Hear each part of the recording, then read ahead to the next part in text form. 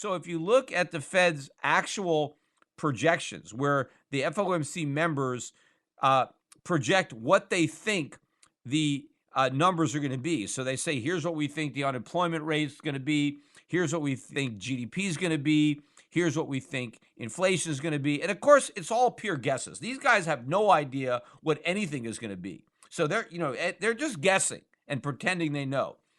But not a single member of the FOMC has a single year in their projection where inflation is 2%, let alone above 2%. They're projecting that inflation stays below 2%, even though they are trying to get it to go above.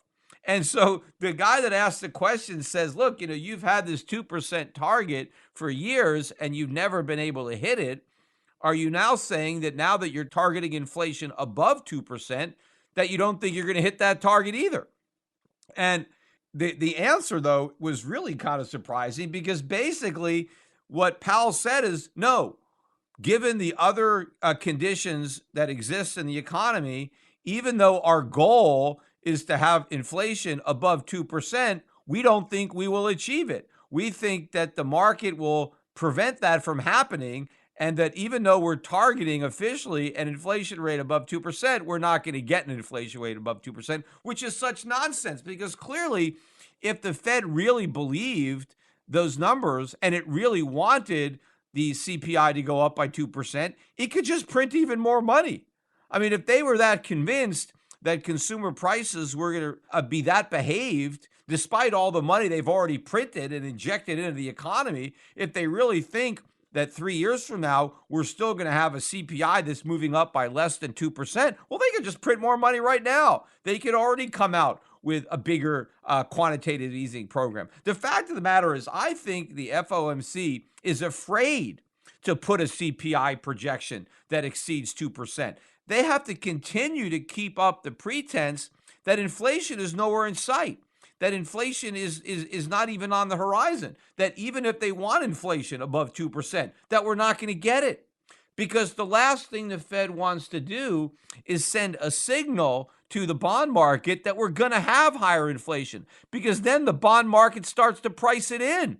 And the minute the bond market starts to price in higher inflation, the party's over, because then interest rates go up and this whole levered economy comes collapsing down. Which actually brings me to another ridiculous Q&A on this very topic with respect to inflation. Because another reporter asked a good question, got a bad answer, but asked a good question. Why do we need more inflation? Right? Why do we need higher inflation? Right? What's wrong with the inflation rate we have now? But why does the Fed need more inflation? Right? And of course, Powell either has to believe one of two things, right? Either he believes that higher inflation will lead to more economic growth, that if we just target inflation, the act of creating more inflation in and of itself will create economic growth. So either he believes that, or he believes that low inflation is somehow a barrier to economic growth, and that if we allow inflation to go up, we kind of remove that barrier, and then we'll have the growth, so that maybe higher consumer prices is just a sacrifice, right? That we all have to make this sacrifice in order to have economic growth. We need to also have this bad thing of higher prices to enable this good thing of growth. Now, he has to believe one of those two things. And of course, either one is wrong, but he has to believe one, but he didn't even admit to either. Basically, this is the answer that Powell gave to the question of why do we need higher prices? Because it should be obvious we don't. Nobody wants higher prices, right? I think about the guy, the old man at the end of the video, the Walmart video that I did. If you haven't seen my video, it's on my YouTube channel, where I went out to Walmart parking lot with my sign, trying to get people to pay extra to support a $15 minimum wage. And the guy at the end is hysterical, and he's like, nobody wants higher prices, So it's really funny. I don't want to give it away. If you haven't seen it, you should watch that video. But look, nobody wants higher prices. We all want to pay lower prices. And then, Powell says, yes, I know it's counterintuitive. I mean, why is it that we need more inflation?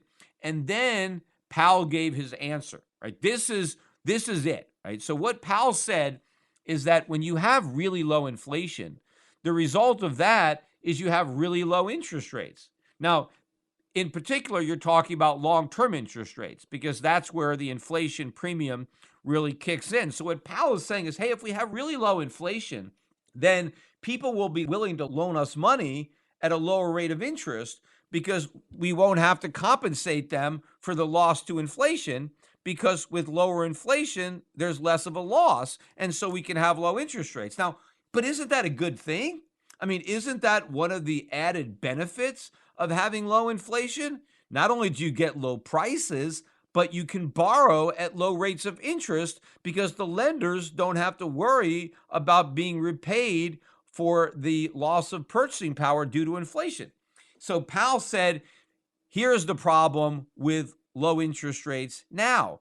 What if the economy turns down and now the Fed wants to artificially influence the market? If the Fed wants to try to manipulate the economy and try to stimulate it by cutting rates, well, if rates are already really low, then we don't have a lot of ammunition, right? There's not a lot of arrows in that quiver.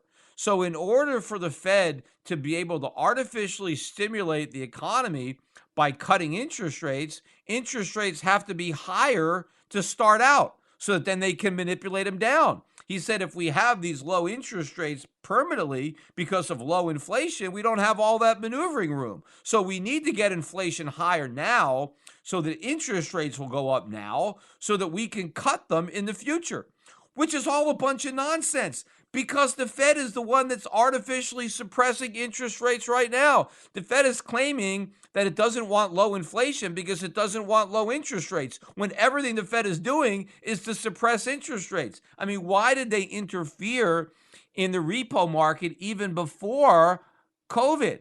Because interest rates were rising. Why did the Fed launch a massive quantitative easing program? To prevent long-term interest rates from rising. That's why it did it. The Fed is doing everything it can to keep long-term interest rates from rising, but now it's saying the reason it has to create more inflation is to make long-term interest rates rise. Well, what does the Fed want? Do they want long-term interest rates to be low, or do they want long-term interest rates to be high? Powell is speaking out of both sides of his mouth because he doesn't know what he's talking about or because he's just lying. I mean, the real reason that Powell wants interest rates to stay low, or rather the real reason that Powell wants more inflation, is because he can't do anything about it. Because the only way he can keep the air from getting out of the bubbles that he denies exists is by creating inflation. The only way to prop up asset markets is through inflation.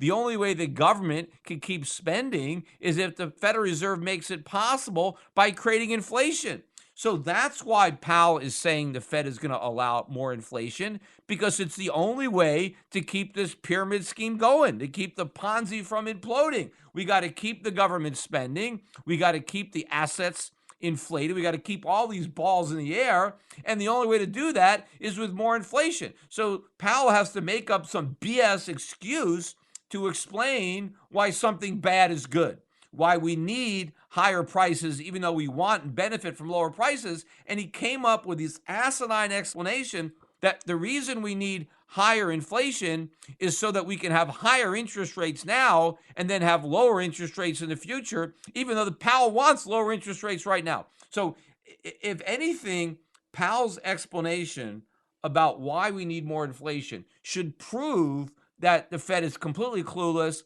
has no idea what it's doing, or is just outright lying every time it has to answer a question. Because like Jack Nicholson and A Few Good Men, they may know the truth, but they know that the markets and the public can't handle the truth.